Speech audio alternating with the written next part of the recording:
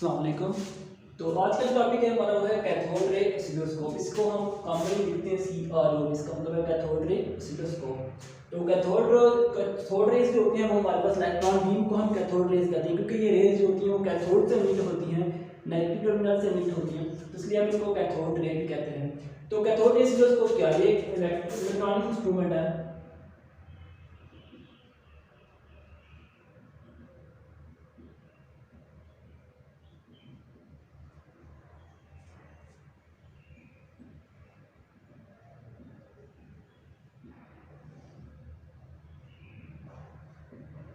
एक ऐसी electronic instrument जो कि क्या करती है, शो वेरिंग इलेक्ट्रिक पोटेंशियल, कोई भी पोटेंशियल इलेक्ट्रिक पोटेंशियल जो कि चेंज हो रहा है टाइम के साथ, उसको आप डिस्प्ले कर सकते हैं यूजिंग कैथोड रे ऑसिलोस्कोप। तो आपके पास कोई भी एक ऐसी कोई भी ऐसा पैरामीटर है, कोई भी ऐसी एक क्वांटिटी है जिसको आप इलेक्ट्रिकल क्वांटिटी के अंदर कन्वर्ट कर सकते हैं और उसको वो टाइम के साथ चेंज हो रही है, उसको आप डिस्प्ले कर सकते हैं using cathode ray oscilloscope in the form of wave form. या आपको वेव फॉर्म की फॉर्म के अंदर सारी की सारी जो चीज़ें होती हैं उनको प्रेजेंट करके देता है। फॉर एग्जाम्पल आपके पास ऑडियो है, अब ऑडियो को आप इलेक्ट्रिकल सिग्नल के लिए कन्वर्ट कर सकते हैं। उसके लिए आप क्या चाहिए होगा, आपको माइक्रोफोन चाहिए होगा।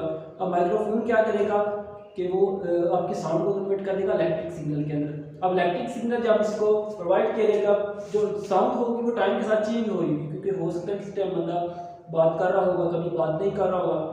उसके अलावा उसकी साउंड की इंटेंसिटी, उसकी लाउडनेस के अंदर भी चेंजिंग आ रही होगी। तो वो सारी की सारी चेंजिंग जो है आप कैथोड रे ऑसिलोस्कोप को यूज़ करके in the form of wave form जो है वो रिप्रेजेंट कर सकते हैं। तो ये जो इसका डिस्प्ले होता है वो डिस्प्लेसमेंट टाइम ग्राफ की फॉर्म के अंदर रिप्रेजेंट किया जाता है।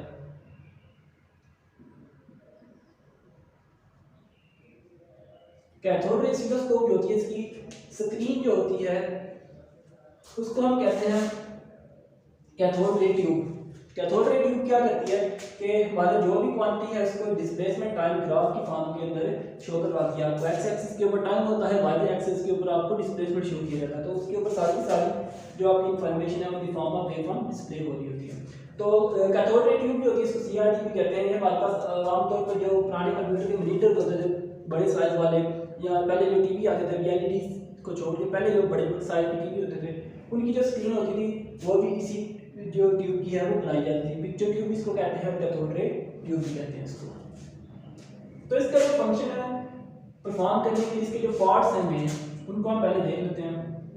तो इसके 3 मेन पार्ट्स हैं। फर्स्ट पार्ट है इसका इलेक्ट्रॉन गन, सेकंड पार्ट है इसका डिफ्लेक्टिंग प्लेट्स,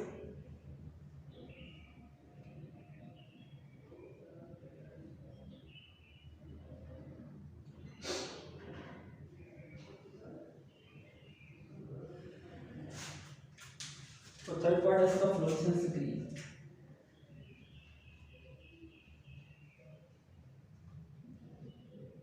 तो अब हम देखते हैं स्टेप बाय स्टेप कि ये सारे पार्ट्स कैसे काम करते हैं और कैसे पूरी की पूरी फंक्शनिंग जो होती है कैथोड रे ऑसिलोस्कोप की वो परफॉर्म होती है। तो सबसे पहला पार्ट है इलेक्ट्रॉन गन। इलेक्ट्रॉन गन को हमने काफी दफा डिस्कस कर लिया।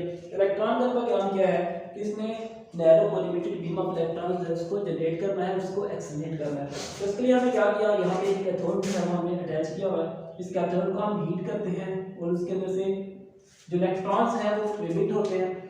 अब जो नंबर ऑफ इलेक्ट्रॉन्स एमिट होंगे इस कैथोड के अंदर से, उनको कंट्रोल करने के लिए हम इसके साथ अटैच किया हुआ है एक ग्रिड। ये जो पार्ट है हमारे पास, इसको हम कहते हैं ग्रिड, और इसको बैटरी के नेगेटिव टर्मिनल के साथ अटैच किया जाता है।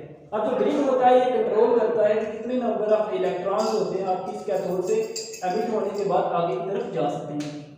अब जो इस ग्रिड के ऊपर चार्ज है नेगेटिव, और जो इलेक्ट्रॉन बीम एमिट हो रही है उनके इलेक्ट्रॉन्स के ऊपर चार्ज होता है नेगेटिव।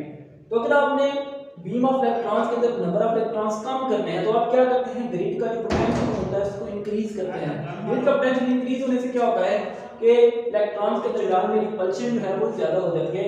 इसके टर्मिनल के दरमियान में, इस ग्रिड के दरमियान में और इलेक्ट्रॉन्स के दरमियान में रिपल्शन ज्यादा हो जाती है, जिसकी वजह से कम इलेक्ट्रॉन्स होते हैं इसकी सरफेस को लीव करके आगे की तरफ जा सकते हैं। लेकिन अगर आप क्या करना चाहते हैं कि आपने जो नंबर ऑफ इलेक्ट्रॉन्स है उनको ज्यादा करना है, तो उसके लिए आप क्या करते हैं, ग्रिड का पोटेंशियल जो है उसको कम कर देते हैं।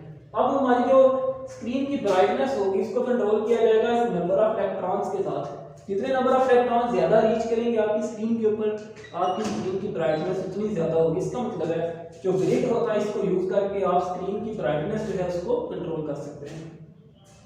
तो ये तो काम था इलेक्ट्रॉन बीम का। उसके बाद आती है डिफ्लेक्शन, डिफ्लेक्टिंग प्लेट्स। तो डिफ्लेक्टिंग प्लेट्स हमारे पास दो होती हैं, एक हमारे पास होती है हॉरिजॉन्टल डिफ्लेक्शन प्लेट्स और एक हमारे पास होती हैं वर्टिकल डिफ्लेक्शन प्लेट्स। तो हॉरिजॉन्टल डिफ्लेक्शन प्लेट्स क्या होती है, क्योंकि हमारे पास जो ग्राफ बनाया जाएगा, जो वेवफॉर्म बनाई जाएगी वो डिस्प्लेसमेंट और टाइम के ऊपर बनाई जाएगी। इसका मतलब है कि आपने हॉरिजॉन्टल भी मूवमेंट करवानी है और वर्टिकल मूवमेंट भी करवानी है। तो इसके लिए आप यूज करते हैं हॉरिजॉन्टल डिफ्लेक्शन प्लेट्स और साथ में वर्टिकल डिफ्लेक्शन प्लेट्स। तो हॉरिजॉन्टल डिफ्लेक्शन प्लेट्स का काम क्या है, इनमें जो हमारे पास स्पॉट होगा, जो कि स्पॉट है, जो कि जहाँ पे इलेक्ट्रॉन हिट करता है उस पॉइंट के ऊपर एक स्पॉट बनता है, एक ब्राइटनेस बनती है, उसकी मूवमेंट कौन सी यूज कर कंट्रोल करनी है, हॉरिजॉन्टल। फॉर एग्जांपल अगर मैं आपको यहाँ पे शो करवाऊँ एक्स एक्सिस पे टाइम और वाई एक्सिस के ऊपर डिस्प्लेसमेंट। फॉर एग्जांपल इस पॉइंट के ऊपर हमारा स्पॉट जो है वो फॉल कर रहा है। अब इसने मूव करना है, किस तरफ मूव करना है, एक तो या तो इसमें राइट जाना है या लेफ्ट जाना है, दूसरा इसमें अप जाना है या डाउन जाना है। तो इसकी लेफ्ट और राइट मूवमेंट जो है या हॉरिजॉन्टल मूवमेंट जो है वो किससे कंट्रोल की जाती है, हॉरिजॉन्टल डिफ्लेक्शन प्लेट से। इसी तरह जो इसके पास होने के बाद आगे हमारे पास होती है वर्टिकल डिफ्लेक्शन प्लेट्स। तो वर्टिकल डिफ्लेक्शन प्लेट्स का काम क्या है कि वर्टिकल डिफ्लेक्शन प्लेट्स में जो स्पॉट है इसकी वर्टिकल मूवमेंट को कंट्रोल करना है, कि अगर इसमें ऊपर जाना है या नीचे जाना है, तो उसकी जो कंट्रोल है वो इसके पास है, वर्टिकल डिफ्लेक्शन प्लेट्स। तो बेसिकली ये हमारे पास एनोड होते हैं, एनोड को यूज करके हम जो हमारा पाथ है इसका कंट्रोल किया जाता है। उसके बाद हमारे पास क्या था, horizontal and vertical deflection plate से गुजरने के बाद बीम ऑफ इलेक्ट्रॉन्स होती है वो फॉर्म करती है एक फ्लोरेसेंस स्क्रीन के ऊपर। तो फ्लोरेसेंस स्क्रीन का काम क्या है कि फ्लोरेसेंस एक ऐसा फिनोमेना है जिसके अंदर जैसे ही आपके पास इलेक्ट्रॉन बीम किसी मटेरियल को हिट करती है जो कि फ्लोरेसेंट मटेरियल होता है, तो उसके अंदर से लाइट भी होती है वो एमिट होती है। तो ये बीम ऑफ इलेक्ट्रॉन जिस पॉइंट के ऊपर स्ट्राइक करेगी आगे, उस पॉइंट के ऊपर एक स्पॉट जो है वो आपको ब्राइटनेस की फॉर्म के अंदर जो है वो नजर आता है। तो नाम में जिंक सल्फाइड का यूज किया जाता है फ्लोरेसेंट स्क्रीन के ऊपर, इसकी कोटिंग की जाती है। तो जैसे इलेक्ट्रॉन की बीम इसको हिट करती है आगे, तो ये क्या करता है, वहां पे ब्राइट हो जाता है। अब जैसे जैसे बीम ऑफ इलेक्ट्रॉन जो होती है वो आगे की तरफ लेफ्ट या राइट अप डाउन मूव होती जाती है, साथ में ही वहां पे एक स्पॉट की फॉर्म के अंदर आपको इसका पाथ जो है वो ब्राइटन होता नजर आता है, जो कि आपको वेव फॉर्म की फॉर्म में शो हो जाता है। फॉर एग्जांपल इस तरह से आपका अगर पॉइंट मूव कर रहा है, तो ये जो पाथ होगा ये ब्राइटन हो जाएगा, इसकी ब्राइटनेस जो होगी वो ज्यादा होगी। तो बाकी जो पॉइंट होंगे जहाँ पे इलेक्ट्रॉन बीम हिट नहीं कर रही होगी वो ब्राइटनेस नहीं दे रही होगी, तो इसका जो पाथ होगा वो आपको विजिबल हो जाएगा in the form of displacement time graph. तो ये तो ये हमारे पास कैथोड रे ऑसिलोस्कोप की फंक्शन है। अब हम ये देखना है कि हमारे पास इसके यूजेस जो है वो क्या है।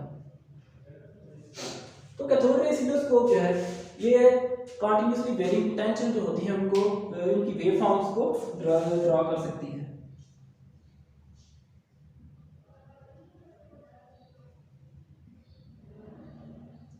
अब एसी सप्लाई अल्टरनेटिंग करंट के अंदर उसकी वेव फॉर्म की मॉनिटरिंग जो है वो बहुत जरूरी है। वेव फॉर्म जो है अगर वो साइनोसाइडल होती है, प्योर फॉर्म के अंदर आपके पास एसी सप्लाई की जो साइनोसाइडल होती है वो साइनोसाइडल होती है, लेकिन अगर आप उसके अंदर उसको मॉनिटर करना जरूरी है। अगर आप क्योंकि उसकी शेप चेंज हो जाती है, आपकी डिवाइस के कोई फॉल्ट आता है जिसकी वजह से उसकी वेव फॉर्म चेंज हो रही है, तो आपकी डिवाइस जो है वो इफेक्ट हो सकती है, उनके अंदर डिवाइस आना शुरू हो सकती है, उनके अंदर कोई फॉल्ट भी आ सकता है। तो इसलिए उसकी मॉनिटरिंग जो है वो जरूरी है। तो आप क्या करते हैं, सीआरओ को अपनी वेव फॉर्म जिसको आपने ट्रेस करना है, मॉनिटरिंग करनी है, उसके साथ अटैच कर दिया जाता है। उसकी वेव फॉर्म कॉन्टिन्यूसली आपके ऊपर आप देख सकते हैं, आपको विजिबल होती है, तो आप वहां पे उसकी मॉनिटरिंग कर सकते हैं। इसी तरह से अल्टरनेटिंग सप्लाई में उसके डिफरेंट पैरामीटर्स अगर आपने स्टडी करने हैं, उसके अंदर उसकी for example peak to peak values होती हैं या पीक वैल्यूज होती हैं, इस तरह आपका टाइम पीरियड होता है, फ्रीक्वेंसी होती है। तो ये सारे के सारे पैरामीटर्स जो हैं उनको आपने अगर स्टडी करना है, उसके लिए आपको कैथोड रे ऑसिलोस्कोप ही यूज़ करनी पड़ती है। उसके अलावा कोई ऐसा इंस्ट्रूमेंट नहीं है जो कि आपको अल्टरनेटिंग जो वेरिंग पोटेंशियल उनको रिप्रेजेंट शो कर पाए और उसके आप पैरामीटर्स जो हैं वो कैलकुलेट कर सकें। थर्ड बात यह है कि आपके पास ईसीजी ईईजी है सारी सारी जो है उनके अंदर भी सीआरओ को यूज़ किया जाता है, जिसके अंदर आपकी हार्ट बीट के in the form of cardiograph जो है वो शो किया जाता है, जहाँ से आपको आपकी हार्ट की फंक्शनिंग जो है वो पता चलती है। इस तरह डिफरेंट डिवाइसेस को अगर आपने ट्रबल शूट करना है, उनके अंदर डिफरेंट फॉल्ट्स हैं उनको क्लियर करना है, इसके लिए भी आप सीआरओ को यूज़ कर सकते हैं। तो ये था हमारा topic CRO cathode ray oscilloscope, जिसको यूज़ करके आप वेरिंग पोटेंशियल्स को शूट करवा सकते हैं।